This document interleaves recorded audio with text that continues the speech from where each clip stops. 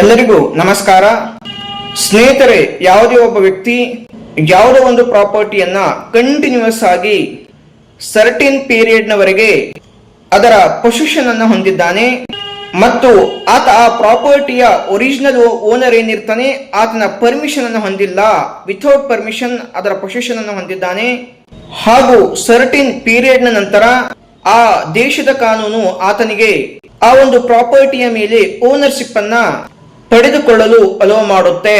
ಅಂತಹ ಒಂದು ಪೊಸಿಷನ್ ಅನ್ನ ಅಡ್ವರ್ಸ್ ಪೊಸಿಷನ್ ಅಂತೇಳಿ ಕರೆಯಲಾಗುತ್ತೆ.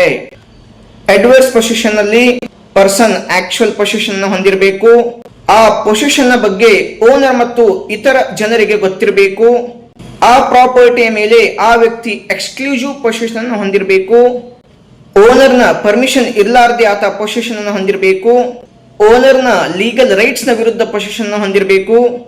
ನಮ್ಮ ಇಂಡಿಯಾದ ಕಾನೂನಿನ ಪ್ರಕಾರ ಪ್ರೈವೇಟ್ ಪ್ರಾಪರ್ಟಿ ಆಗಿದ್ರೆ 12 ವರ್ಷಗಳ ತನಕ ಮತ್ತು ಪಬ್ಲಿಕ್ ಪ್ರಾಪರ್ಟಿ ಆದ್ರೆ 30 ವರ್ಷಗಳ ತನಕ ಆತ ಕಂಟಿನ್ಯೂಸ್ ಆಗಿ ಪ್ರಾಪರ್ಟಿ ಪೊಸಿಷನ್ ಅಲ್ಲಿ ಇದ್ರೆ ಅದನ್ನ ಅಡ್ವರ್ಸ್ ಪೊಸಿಷನ್ ಅಂತೇಳಿ ಕರೆಯಲಾಗುತ್ತೆ.